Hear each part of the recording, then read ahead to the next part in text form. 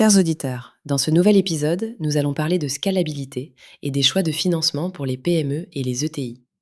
La question qui revient souvent est simple en apparence. Lever des fonds ou s'appuyer sur les ressources de l'entreprise pour grandir plus vite? Notre point de vue, partagé par Scale to Sell, est qu'il ne s'agit pas de choisir une option universelle, mais d'évaluer ce qui est cohérent avec votre modèle économique et votre ambition. D'abord, lever des fonds ne crée pas la scalabilité. Cela accélère un modèle qui fonctionne déjà et qui a prouvé sa capacité à croître.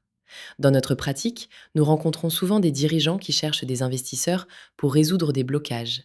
Manque de clients, marges insuffisantes, organisation fragile. Les investisseurs financent surtout les entreprises qui ont déjà prouvé leur capacité à croître. Ensuite, le taux financement peut être très puissant.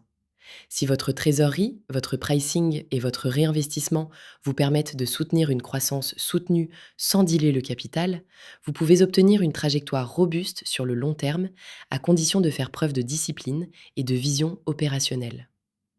Enfin, chaque source de financement modifie des éléments concrets: gouvernance, rythme de croissance, prise de décision et gestion du risque.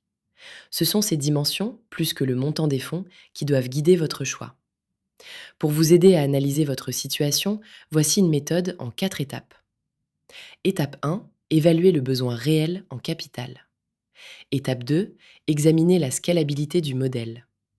Étape 3, analyser la maturité de l'entreprise. Étape 4, clarifier votre ambition patrimoniale. Par exemple, un industriel qui a besoin d'une ligne de production supplémentaire peut nécessiter du capital immédiat. Une société de services peut croître par palier grâce à son cash flow. Voici 4 erreurs à éviter. Pensez que la levée résout les problèmes internes. Sous-estimer le coût de la dilution. Confondre vitesse et précipitation. Ignorer l'impact sur la gouvernance après la levée.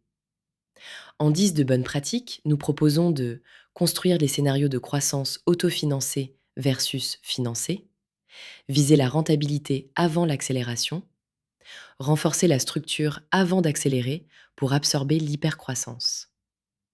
Conclusion.